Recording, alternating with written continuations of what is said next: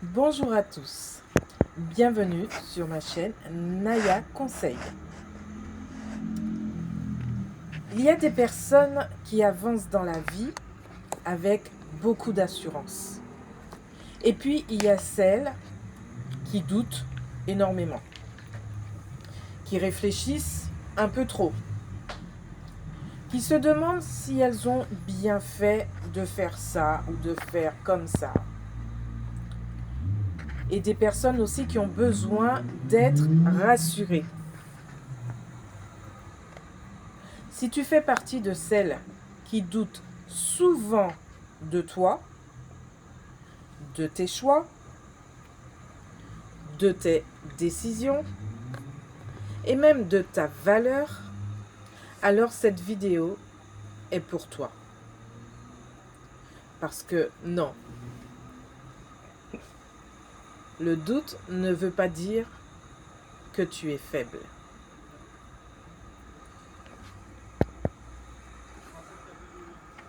Le doute n'est pas un défaut. Eh oui, on nous a appris que douter, c'était manquer de confiance en soi. Mais en réalité, le doute est souvent le signe d'une grande sensibilité. Eh oui, tu pourrais s'en douter. Le doute, c'est aussi le signe que l'on a une conscience. Et c'est aussi nous montrer qu'on a une capacité à réfléchir. Et les personnes qui doutent, en général, c'est parce qu'ils veulent bien faire. C'est parce qu'aussi, ils ont peur de se tromper. Parce qu'ils pensent aux conséquences. Et ce sont aussi des personnes qui ressentent les choses profondément.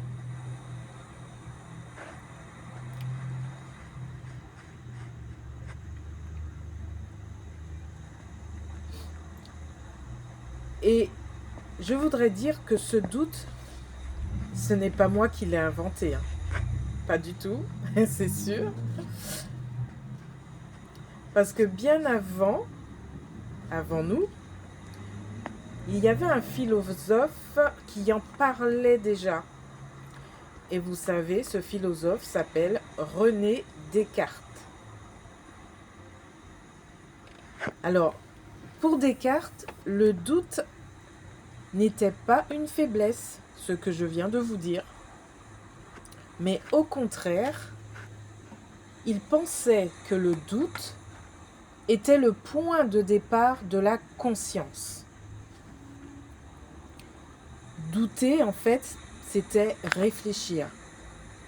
Et réfléchir, eh bien, c'est exister. Je doute, donc je pense. Et parce que je pense, j'existe.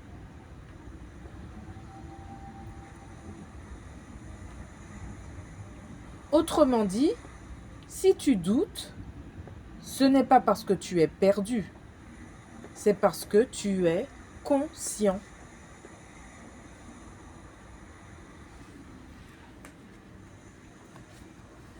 Et le problème, ce n'est pas le doute en lui-même. Le problème, c'est quand ce doute n'est plus un outil de réflexion. Et oui, si tu n'utilises plus le doute comme un outil de réflexion, eh bien c'est là qu'il y a problème. Parce que ce doute va devenir une peur permanente.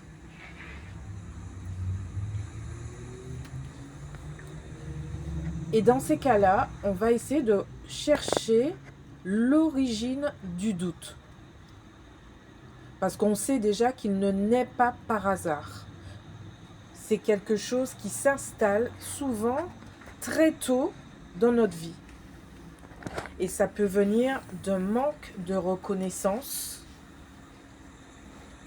Ça peut aussi venir de critiques répétées. Et aussi d'un environnement qui peut être instable. Et ça peut être aussi un amour. Ça peut aussi venir d'un amour conditionnel.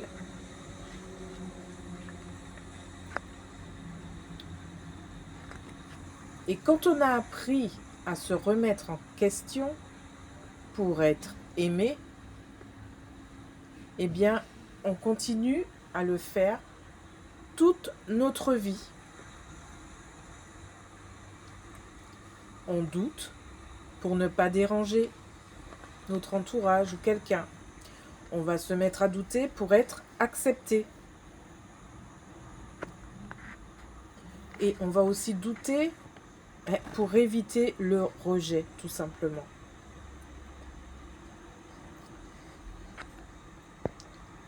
Et du coup, ce doute va commencer à s'infiltrer partout dans notre esprit. Ça va nous remplir entièrement. Et ça va nous remplir surtout, ça va commencer à s'infiltrer surtout dans nos choix.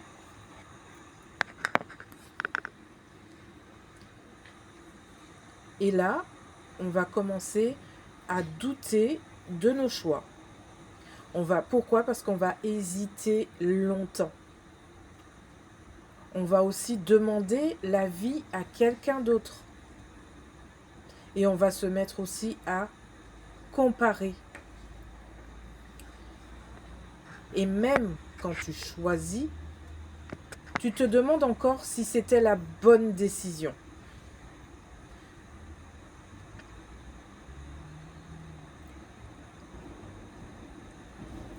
Bien, on peut prendre l'exemple de quelqu'un, d'une personne qui prend une décision qui est hyper importante pour elle.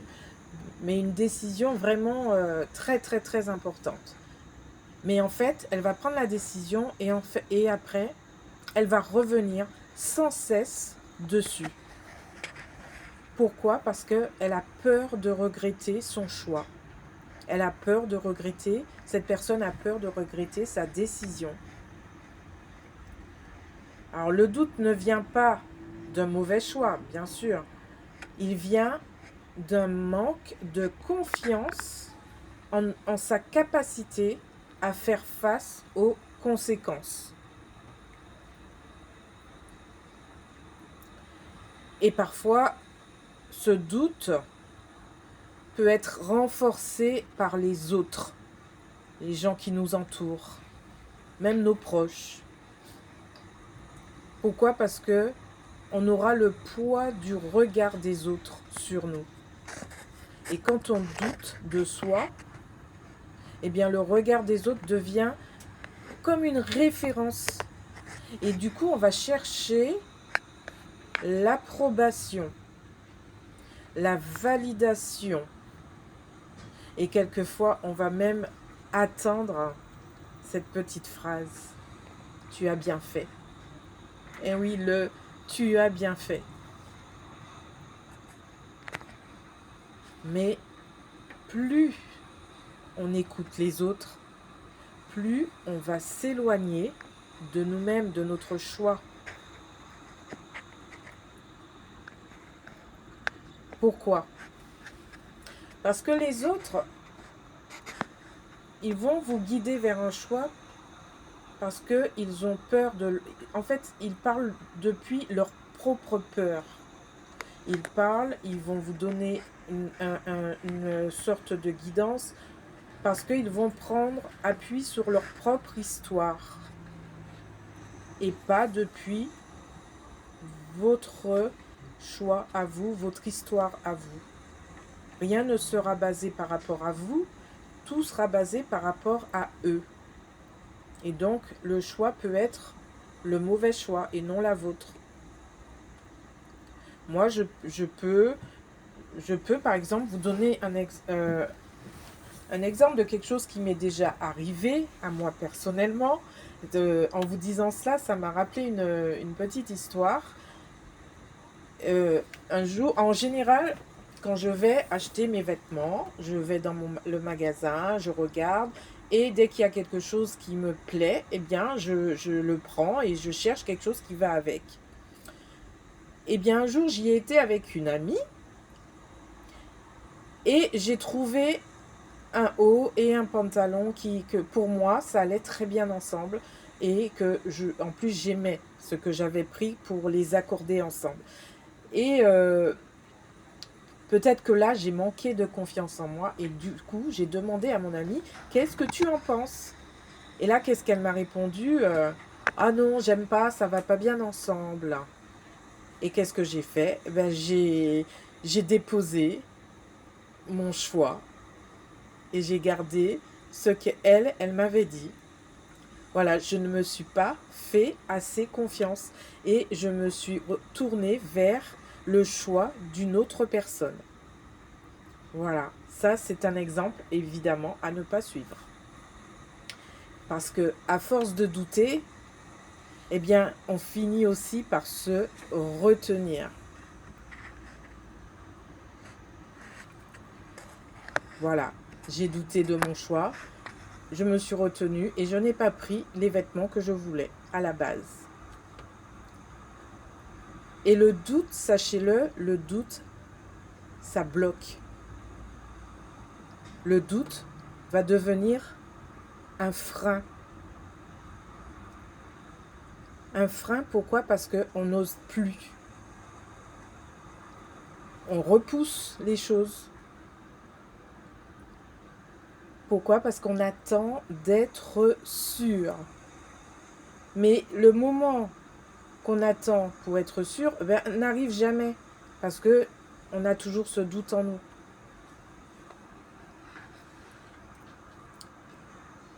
Je vous redonne un autre exemple de quelqu'un qui a envie de changer quelque chose dans sa vie. Mais cette personne va se dire, je veux changer quelque chose, je veux changer, mais je vais attendre le bon moment. Et il va attendre, jusqu'à s'oublier lui-même. Eh bien, le doute n'a pas protégé cette personne. Le doute a plutôt enfermé cette personne dans un choix qu'il n'a jamais fait. Voilà.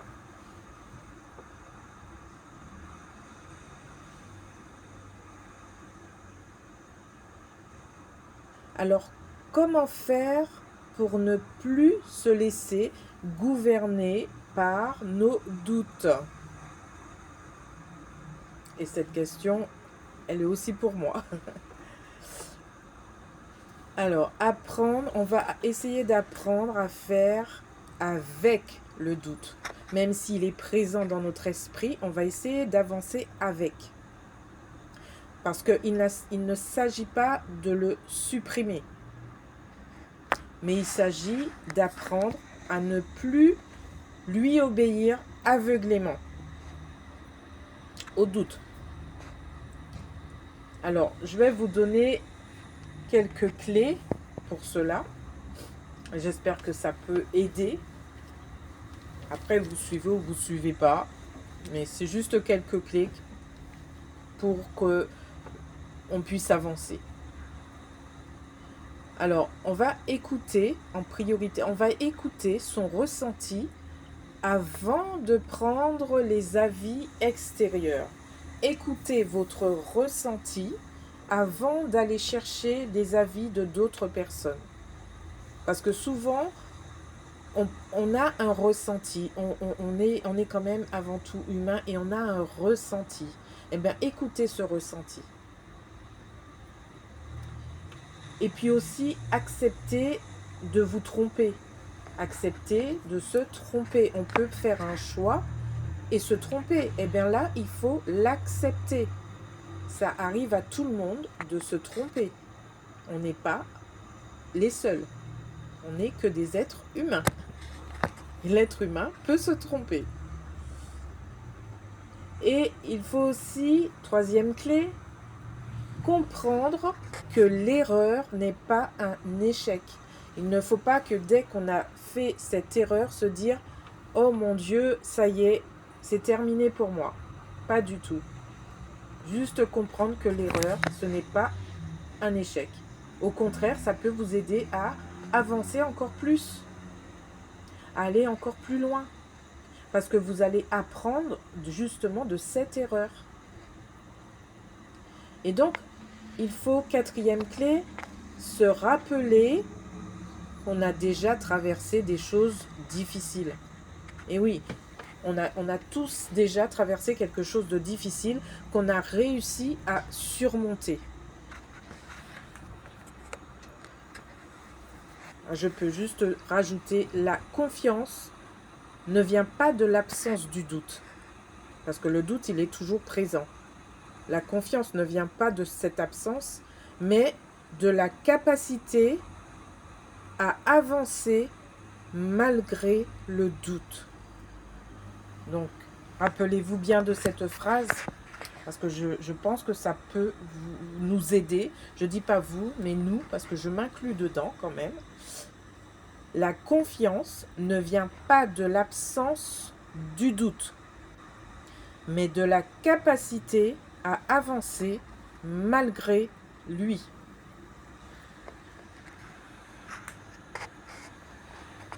Et parfois, le plus grand déclic commence par une simple phrase. Parce qu'il faut se faire confiance petit à petit. Et si pour une fois tu te disais, je vais essayer de me faire confiance. Pas pour toujours, pas pour tout, juste pour cette décision-là, juste pour faire ce pas. La confiance se construit dans les petits choix respectés. Donc, rappelle-toi cette phrase aussi. Et s'il le faut, dis-le au moment opportun. Je vais essayer de me faire confiance. Alors, si tu doutes souvent de toi, rappelle-toi une chose, tu n'es pas cassé, tu es juste conscient. Et apprendre à se faire confiance, c'est un chemin, pas une injonction. Moi aussi, sachez-le, j'ai douté de moi. Et parfois, ça m'arrive encore. Mais aujourd'hui, j'apprends à m'écouter un peu plus et à me juger un peu moins. Et toi? Dans quoi est-ce que tu aimerais te faire un peu plus confiance?